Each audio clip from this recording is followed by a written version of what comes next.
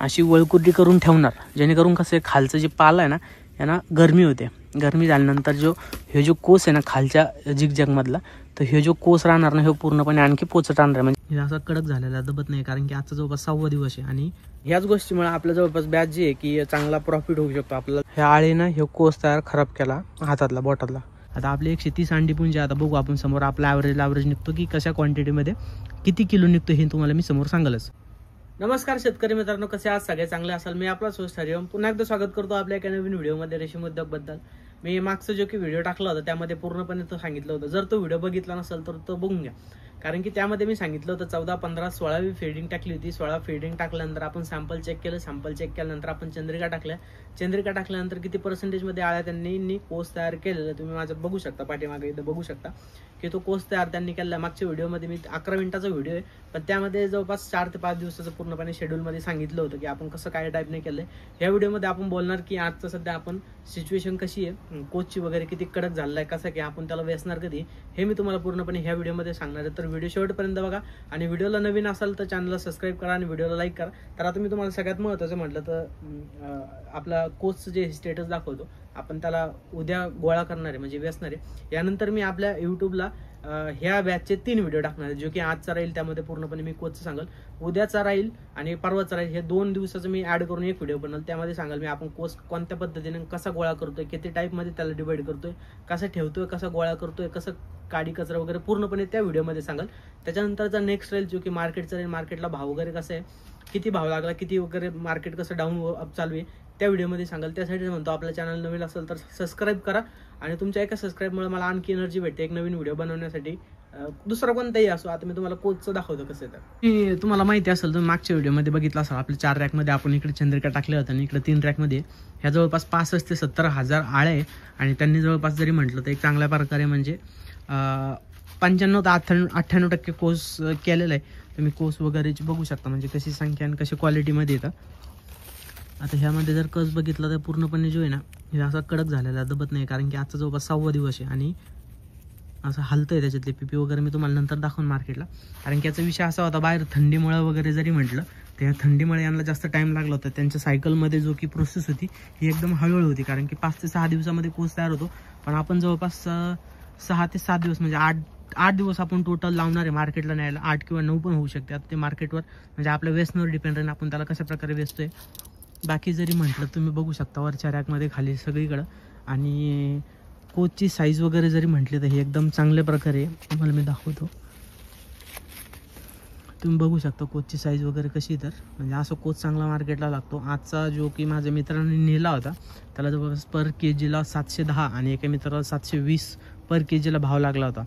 एका जणाची 200 अंडी पुंज होती आणि एकाची 150 अंडी पुंज होती. जवळपास जरी म्हटलं तर ॲव्हरेज निघतं ह्या टायमिंगला, कारण की आळ्याची मर वगैरे नाही आहे जास्त आणि मर वगैरे नसल्यामुळे जास्त काही परेशानी होत नाही आहे. आता आपले 130 अंडी पुंजे आता बघू आपण समोर आपला ॲव्हरेज निघतो की कशा क्वांटिटीमध्ये किती किलो निघतो हे तुम्हाला मी समोर सांगालच. आणि जर तुम्ही बघितलं असेल तर ह्या ज्या आळ्या आणखी पण याच्या वरती फिरत आहे, ह्या आळ्याचं कारण असं आहे की थंडीमुळे समजा असं 100% रिझल्ट भेटेल असं पण नाही आहे. त्यामध्ये थोडंफार होत असतं, समजा खालीवर होतं हे समजून घेऊ शकता तुम्ही. आणि ह्या ज्या आळ्या आहे ना एकदम अशा कमी प्रमाणात आहे. ह्या आपण आता ज्या की आळ्या तुम्ही बघत असाल ह्या आळ्या कोस तयार करणार नाही आहे आणि याला आपण बाहेर जे की हे फेकून देणार आहे, कारण की यांनी आता कोस तयार करून आपलं काही अर्थ होणार नाही आहे. आणि त्यांनी कोस तयार करायचं कारण म्हणजे जरी म्हटलं तर थंडीमुळे असू शकतं किंवा चौकीतनं प्रॉब्लेम असू शकतो. कारण की तुम्ही विचार करू शकता, म्हणजे विचार करण्याची गोष्ट 98% 100%पैकी 98% आळ्यांनी कोस तयार केलेलं आहे. बाकीच्या 2% होऊ शकतं थोडंफार खालीवर, कारण की आपण 100%ची गॅरंटी देऊ शकत नाही. ॲव्हरेज होईल आपलं पण सांगता येत नाही, थोडं 5-10 किलोचा फरक होईल. कारण की ह्या ज्या आळे ह्या आपण फेकून देणार आणि तेवढंच आपलं ॲव्हरेजचं कमी होऊ शकतं. आता ते त्या आळ्यांना लेट करून सुटतं. तुम्हाला जर दाखवायचं म्हटलं तर हे बघा ही आळी कोस तयार आत्ताशी करायला सुरुवात केली. म्हणजे वातावरणावरती असतं त्या काही हळूहळू कोस करायला सुरुवात करतात आणि काही सुरुवातीपासून करतात. आणि आजचा जवळपास म्हटलं तर 6वा दिवस आहे आणि त्यामध्ये काही आळ्या आता ह्या जेवढ्या आळ्या तेवढ्या आपण फेकूनच देणार आहे, कारण की त्याला पर्याय नाही ठेवूनमध्ये. आणि जर ठेवलं आपण तर ते दुसऱ्या कोसला हानी करू शकता. आणि इकडचं सिच्युएशन जर तुम्हाला सांगायची म्हटलं तर आपण ह्या ज्या चंद्रिका आहे ना ह्या पूर्णपणे पलटी करून ठेवते अशा प्रकारे, जेणेकरून आता आपलं उद्या कोस वेचायचं आहे ना, तर उद्या कोस वेचायचं म्हटलं तर आपण याला पलटी करण्याचं कारण असं आहे. आता समजा तुम्ही बघू शकता आपण चंद्रिका अशा प्रकारे टाकल्या होत्या आणि अशा प्रकारे जर ठेवल्यानंतर हे आपण असेच ठेवल्या होत्या, आणखी त्याला उचललं वगैरे काहीच नव्हतं. पण तसं आपण समजा असं त्याला ही जी खालची बाजू आहे अशी वळकुटी करून ठेवणार, जेणेकरून कसं आहे खालचं जे पाला आहे ना यांना गरमी होते. गरमी झाल्यानंतर हे जो कोस आहे ना खालच्या झिगझॅगमधला, तर हे जो कोस राहणार ना हे पूर्णपणे आणखी पोचट आणणार, म्हणजे झालं आहे कडक पण तो आणखी कडक होईल. त्यामुळे पूर्णपणे आपण अशा गुंधळून ह्या अशा प्रकारे ठेवतोय, कारण की खालचा जो पाला आहे ना याच्यामुळे वदाड आणि जास्त गरमी होते, थंडी असते खालून. त्यामुळे जो खालचा जो कोस आहे ना हे कडक बनत नाही. खालच्या चंद्रिकाच्या खालचा म्हणतोय बरं, फक्त खालचा भाग म्हणजे याचा खालचा भाग.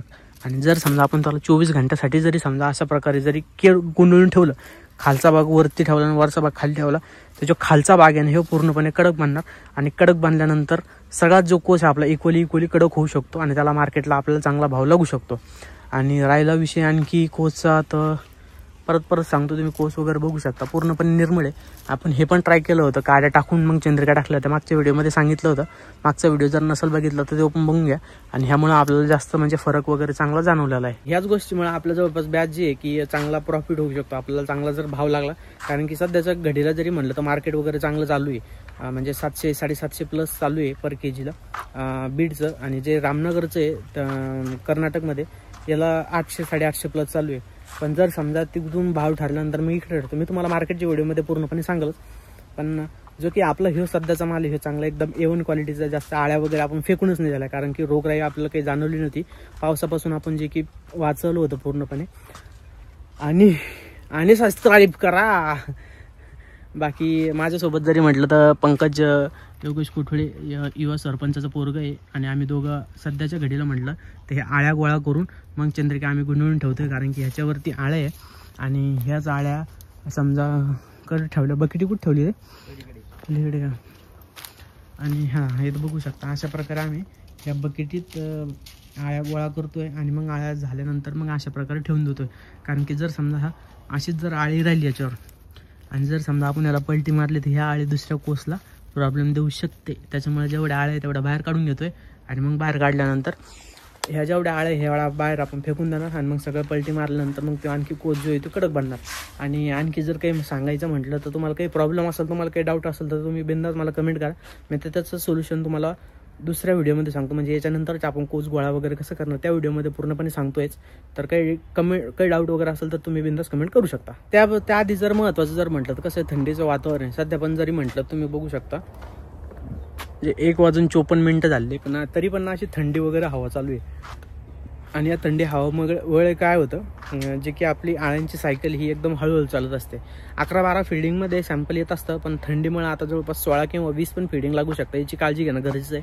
कारण की थंडीमध्ये त्या जास्तीत जास्त पाला खाते आणि सॅम्पल जे एकदम हळूहळू म्हणजे एकदम नॉर्मल सोडत असतात. थंडीमुळे हा प्रॉब्लेम होतो. पण जर समजा आपण रात्रीच्या वेळेस जर काय असं ॲक्टिव्हिटी जर केली, त्यामुळे टेम्परेचर जे मेंटेन राहील, हीट होईल, तेव्हा ते पाला कमी होऊ शकतं. तेव्हा आपण समजा बाहेरून मी तुम्हाला सांगितलं असं आपण पिवळं वगैरे थप्पड लावलं होतं रात्रीच्या वेळेस. आणि पिवळं थप्पड लावल्यानंतर आता आपण शेडमध्ये जे आहे ना ते 100 व्होल्टेजवाले लाईट लावणार आहे, म्हणजे असे प्रत्येक वेळेस लावणार आहे. आणि मागच्या हिवाळ्यामध्ये आपण लावले होते. हे लावल्यानंतर जेव्हा आपण रात्री पडदे सगळे खाली टाकून देणार तेव्हा याच्यामध्ये पूर्णपणे थंडी होत असते. जर लाईट लावले तर ह्यामुळे हीट उत्पादन होते. हीट झाल्यामुळे त्यांना तरी टेम्परेचर जे आहे ते मेंटेन राहू शकतं. म्हणजे जवळपास जरी म्हटलं आता तुम्ही बघू शकता की 26 डिग्री सेल्सिअस आहे आणि 1:54 झाले. म्हणजे हेच जर मेंटेन ठेवावं लागतं, फक्त एवढंच टेम्परेचर मेंटेन ठेवावं लागतं. तेव्हा त्या आळ्या चांगलं त्या कोस तयार करू शकता, चांगलं त्या पाला खाऊ शकता. आता इथं जर बघितलं ना तुम्ही, इथं जास्त क्वांटिटीमध्ये आपल्या आळ्या राहिल्या बरं, कारण की इथं थंडीमुळे. कारण की तिकून पडदे जर वरती केले तर ह्याच रॅकवरती जास्त थंडी येते, हवा येते. त्याच्यामुळे एवढ्या एरियात थोड्या जास्त आळ्या आहे. आणि त्यांनी आत्ताशी म्हणजे प्रोसेस सुरू केली आहे कोस तयार करण्यासाठी. पण ते सध्याच्या सिच्युएशनला आपल्याला तरी काही कामाचं नाही आहे. कारण की सध्या तरी म्हणजे आता झालं आहे त्यांचं जेवढं कालावधी झाला 7 दिवसाचा कालावधी, तेवढा आपण दिलेला होता. आणि आता तेवढं झाल्यानंतर बाकी काही विषय नाही. आता बघू शकता तुम्ही सिच्युएशन उद्या गोळा करणार आहे. उद्याच्या व्हिडिओमध्ये मी तुम्हाला सांगलच. तर हे बघा बरं, हे जे आळे तुम्हाला दिसून राहील ना, ह्या आळीनं हे कोस तयार खराब केला हातातला बोटातला. आणि याच्यामुळेच ना याच्यावरती इफेक्ट पडला, म्हणजे ह्या कोसवरती. म्हणजे हे कोस पूर्णपणे चांगला होता तुम्ही बघू शकता, पण ह्या खराबमुळं याला डाग पडला आणि ह्यो पण आपला खराबच झालेला आहे. याला पर्याय नाही दुसरा. म्हणजे याला जेवढं लवकर होतं तेवढं लवकर आपल्याला ज्या की आळ्या ज्या खराब झालेल्या आहे ते एक तर उचलावं लागत्या, म्हणजे अशा प्रकारे उचलावं लागतं, नाही तर त्या दुसऱ्या कोसला जास्त ना प्रॉब्लेम देऊ शकता बरं. पण तसं असं कुठं काही जास्त आढळलं नाही आपल्या याच्यात, आपल्या जे की कोसमध्ये. पण एकदम नॉर्मल कुठं म्हणजे जे झालं आहे तेच सांगतो तुम्हाला, बाकीचं वगैरे काही नाही. आणि जिथं समजा 2-2 टाकले होते ना आपण तिथं पण रिझल्ट तुम्ही बघू शकता बरं, एकदम चांगला आहे. आता हे खालचा पण बघा किती भारी आहे. आता इथं डबल चंद्रिका आहे ना, याच्यावरचं तर बघू शकता तुम्ही कसं भारी झालेलं आहे, साईज वगैरे नाही का. आणि याच्या खालचंच बघा आता,